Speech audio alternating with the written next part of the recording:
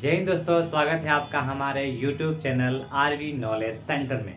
आज हम पढ़ेंगे इलेक्ट्रॉनिक विन्यास और इलेक्ट्रॉनिक विन्यास को हम आज जड़ से ख़त्म कर देंगे। जितने भी आपके कंफ्यूजन हैं वो आज के बाद इस लेक्चर को देखने के बाद आपके सारे कंसेप्ट जो है वो क्लियर हो जाएंगे। तो हम स्टार्ट करते हैं इलेक्ट्रॉनिक कॉन्फ़िगरेशन, जिसको हम कहते हैं इलेक्ट्रॉनिक विन्यास। इलेक्ट्रॉनिक विन्यास होता क्या है? हम कोई परमाणु लेते हैं, जैसे कि ये परमाणु है, इसका ये नाभिक है। तो इस नाभिक के चारों ओर क्या होती है? कुछ कक्षाएं होती है। ये कक्षा पहली कक्षा, ये दूसरी कक्षा, ये चौथी कक्षा है। इस प्रकार से किसी भी परमाणु में कक्षाएं होती है। इन कक्षाओं को हम कोश बोलते हैं। तो इनको हम क्या बोलते हैं? कोश बोलते हैं। और इनका हमने नाम दे रखा है। पहले वाले कोश को के बोल रखा है, दूसरे वालों को एल बोल रखा है, तीसरे वालों को एन बोल रखा है, और चौथे वाले को एन बोल रखा है। के एल एम एन से हमने इन कोशों को बता रखा है। अगर मैं इसको ढंग से यहाँ पे लिखूं तो कोश n इज इक्वल्स टू 1 क्या बताता है? के को n बराबर 2 किसको बताता है? l को n बराबर 3 किसको बताता है? m को, और n बराबर 4 किसको बताता है? n को। तो ये क्या है? n कोश की संख्या है। n1 को हम k बोलते हैं, n2 को l बोलते हैं, n3 को m बोलते हैं, और n4 को n बोलते हैं। तो हम इस प्रकार से इन कोशों को बांट लेते हैं। अब इन कोशों के अंदर क्या भरते हैं? हम इलेक्ट्रॉन भरते हैं। तो इन कोशों के अंदर क्या होते हैं? हमारे पास उपकोश होते हैं। के एल एम एन कोश है, उसी प्रकार से 4 उपकोश भी होते हैं, जिसका नाम होता है एस पी डी और एफ। क्या होते हैं? उपकोश एस पी डी एफ। अगर मैं इसको इंग्लिश में बात करूं तो इसको कहते हैं शेल, इसको कहते हैं सबसेल। ये सेल, ये सबसेल, कोश और उपकोश। अब इतना जानने के बाद हमें जानना है कि इलेक्ट्रॉन आखिर भरे कैसे जाएंगे। मतलब इलेक्ट्रॉन को हम इस परमाणु के अंदर व्यवस्थित किस प्रकार से करेंगे। तो जो हमारा ये वाला n इज इक्वल टू 1 है, जिसमें हम k बोलते हैं, इसमें सिर्फ s उपकोश होता है। इसमें सिर्फ s वाला उपकोश होता है। और जो n इज इक्वल टू 2 है, l, मतलब इसमें क्या होता है? s भी उपकोश होता है और p वाला उपकोश भी उसके अंदर मौजूद होता है। n बराबर 3, जिसको हम m भी बोलते हैं, इसके अंदर s उपकोश तो होता ही है, इसमें p उपकोश भी होता है, और इसमें d उपकोश भी मौजूद होता है।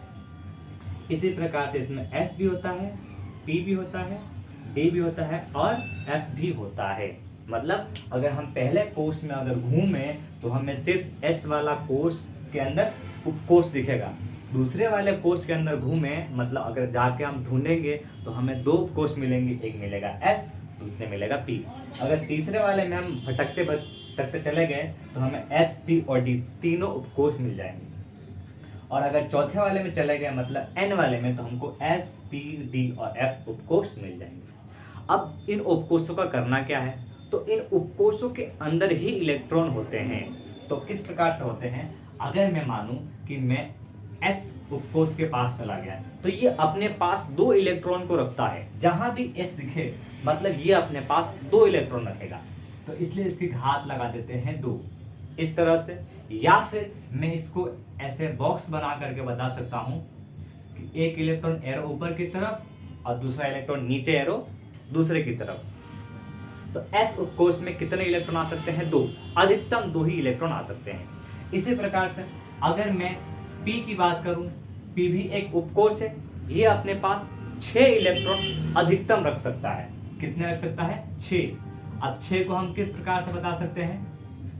इस प्रकार से बता सकते हैं कि पहला इलेक्ट्रॉन, दूसरा इलेक्ट्रॉन, तीसरा इलेक्ट्रॉन, चौथा, पांचवा और छठा। इस प्रकार से p के अंदर 6 इलेक्ट्रॉन हो गए। अब आते हैं हम d वाले पे।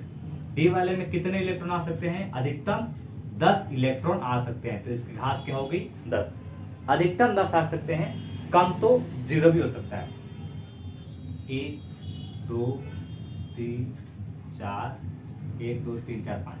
तो ये पहला इलेक्ट्रॉन, दूसरा इलेक्ट्रॉन, तीसरा इलेक्ट्रॉन, चौथा इलेक्ट्रॉन, पांचवा इलेक्ट्रॉन, ये छठा इलेक्ट्रॉन, सातवां इलेक्ट्रॉन, आठवां इलेक्ट्रॉन, नौवां इलेक्ट्रॉन और 10वां इलेक्ट्रॉन। ये तो हो गया हमारे एस, पी और डी। डी में कितने इलेक्ट्रॉन होंगे? 10।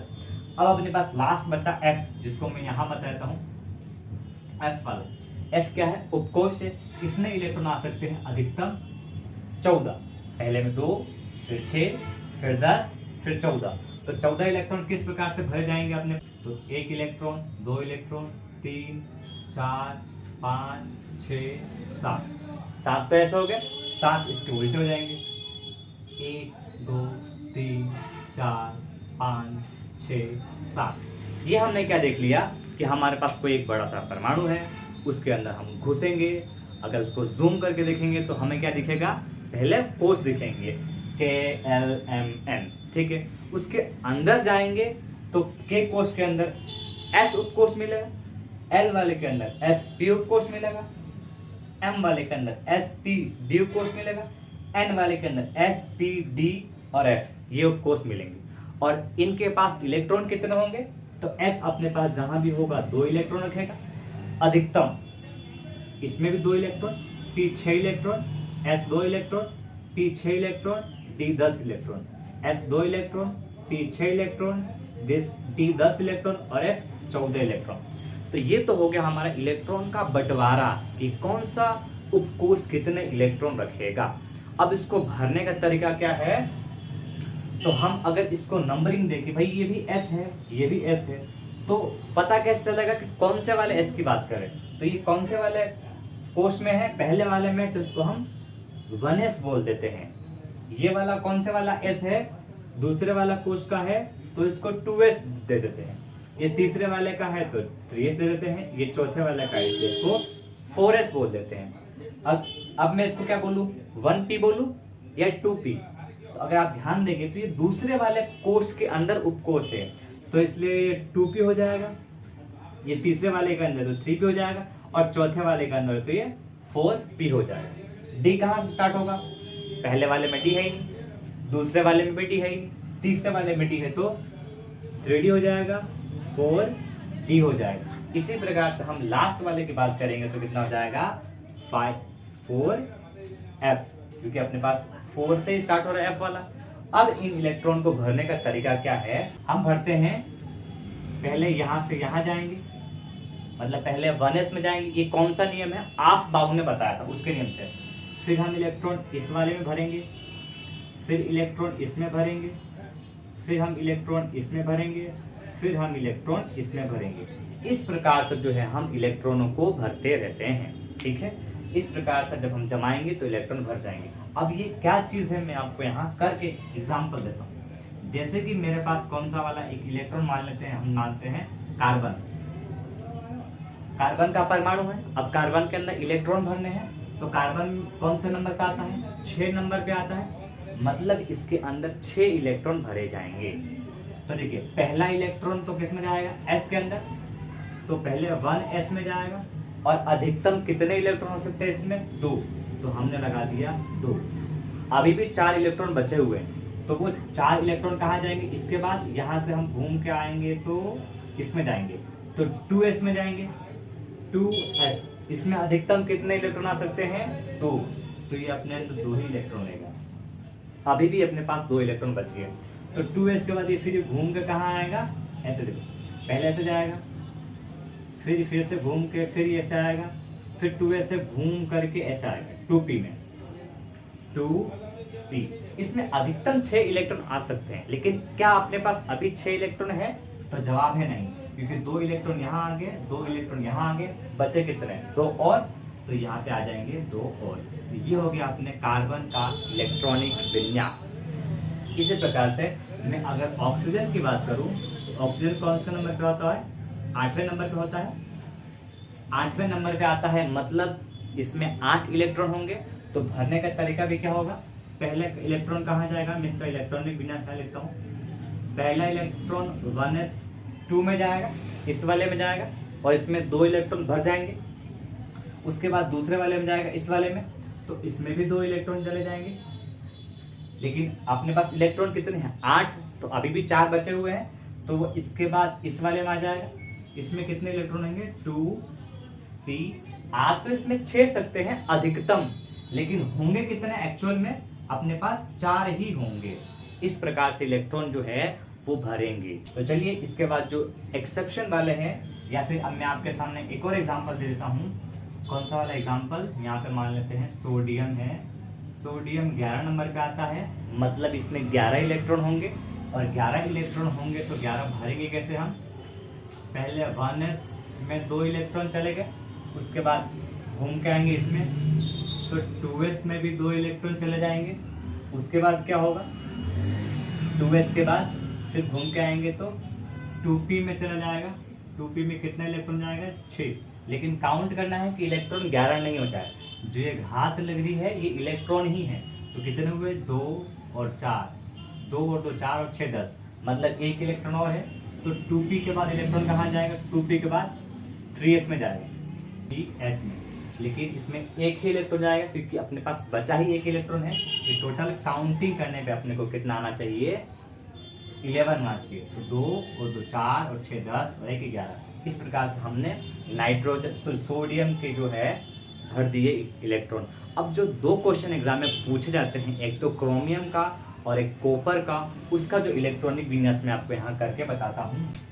ये क्रोमियम है और ये कॉपर है। कॉपर आता है 29 नंबर का, ये Cr क्रोमियम को बोलते हैं। अब किस प्रकार से इलेक्ट्रॉन भरेंगे, देखिए 24 इलेक्ट्रॉन है, मतलब अपने को 24 इलेक्ट्रॉन भरने हैं। देखिए किस प्रकार से भरेंगे, पहला 1s2 में जाएगा, फिर दूसरा 2p2 में जाएगा, फिर 2p6 में जाएगा। कहाँ तक आ गए, यहाँ से भर के हम यहाँ तक आ गए, फिर यहाँ से भर के यहाँ तक आ गए, फिर हम इसमें जाएंगे 3s2 में भर लेंगे, 3s2 में से जैसे 3s2 में जाएंगे तो फिर 3p6 में आ जाएंगे, 3p6। अभी काउंट कीजिए कितने हुए, यहाँ तक तो हो गए 10, 10 और 2 12, 12 और 6 18, 18 इलेक्ट्रॉन के बाद कहाँ तक पहुँच गए, 3p6 तक पहुँच गए। ये 3p6 के बाद 4s2, उसके बाद कितना आ जाएगा 4s2। ये भी हो गया अपने पास कितने 10, 10 ये 20, 4 इलेक्ट्रॉन और बचे हैं, तो वो यहाँ से कहाँ आएंगे 3d10। तो ये हो जाएगा 3d10। तो इस प्रकार से हमारे इलेक्ट्रॉन जो है वो भर देते हैं। जितना बेसिक समझा है उसके अकॉर्डिंग तो ये हो जाए। लेकिन ये वाला जो क्वेश्चन है ये इस प्रकार से नहीं भरा जाता है, ये जो है इस प्रकार से नहीं भरा जाता है। ऐसा क्यों होता है, अगर मैं सिर्फ इन दोनों को देखूं 4s2 और 3d10, तो अगर मैं s वाले कक्ष को बनाऊं, इसको मैं हल्का सा इरेज कर देता हूं। ध्यान से देखिएगा, यहाँ पे मैं 4s को खाली यहाँ पे बना रहा हूँ, ये मैंने 4s बना दिया, 4s, इसमें एक इलेक्ट्रॉन, ये दूसरा इलेक्ट्रॉन। उसके बाद 3d10 है, तो कुछ इस प्रकार से इलेक्ट्रॉन जाएगा, 1 2 3 4। कितने इलेक्ट्रॉन है इसमें, एक में 3d10 है ना, इसमें इलेक्ट्रॉन है कितने, इसमें इलेक्ट्रॉन बचे अपने पास 4, 10 10 20 और 4। यहाँ पे 4 इलेक्ट्रॉन बचेंगे क्योंकि 24 इलेक्ट्रॉन ही भरने थे, मैंने गलती से यहाँ पे 10 लिख दिया था। तो ये 1 इलेक्ट्रॉन, 2 इलेक्ट्रॉन, 3 इलेक्ट्रॉन, 4 इलेक्ट्रॉन। ये कौन सा है 3d4। लेकिन जो है इस प्रकार से इलेक्ट्रॉन नहीं भर जाते हैं। अगर हमने रूल पे जो पढ़ा है उसके अकॉर्डिंग तो यही हो रहा है, लेकिन इलेक्ट्रॉन इस प्रकार से नहीं भरा जाता है। ऐसा क्यों, ने हुंड का नियम, हुंड ने क्या बोला था कि पहले जो है हम कक्षकों को अर्धपूरित भरेंगे। तो अपने पास ऑप्शन क्या है कि इसको यहाँ से हटा करके और इस इलेक्ट्रॉन को मैं यहाँ लगा दूंगा। तो इससे होगा क्या, ये भी आधा भरा हुआ है और ये भी आधा भरा हुआ है, और आधे भरे हुए जो परमाणु होते हैं उनका इलेक्ट्रॉनिक विन्यास स्थायी होता है।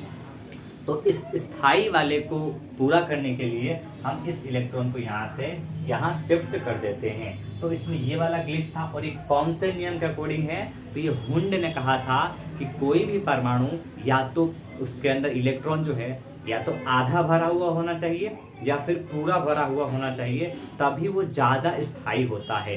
तो हम यहाँ क्या करते हैं, उसी रूल से इस वाले इलेक्ट्रॉन हटा के यहाँ लगा देते हैं। तो ये एक्चुअली में हो क्या जाता है, 4s तो 1 हो जाएगा और 3d 5 हो जाएगा। इस प्रकार से हमारा जो क्रोमियम का इलेक्ट्रॉनिक विन्यास कंप्लीट होता है। कॉपर आता है 29 पे, तो कुछ इसी प्रकार से बनेगा 29 भी। देखिए 1s2, 2s2, 2p6, 3s2, 3p6, 4s2, 3d। देखिए मैंने कहाँ तक किया, 1s2 हो गया, फिर 2s2 हो गया, फिर 2p6 हो गया, फिर 3s2 हो गया, फिर 3p6 हो गया, फिर 4s2 हो गया, फिर 3d 10। अपने को भरने कितने हैं, ये यहाँ से यहाँ तक हो गए 10, यहाँ से यहाँ तक हो गए 10, कितने हो गए 20। अपने को भरने कितने हैं 29, मतलब 9 और इलेक्ट्रॉन भरने हैं। तो 9 और इलेक्ट्रॉन कहाँ पे आ जाएंगे, यहाँ पर आ जाएंगे ये 9 इलेक्ट्रॉन।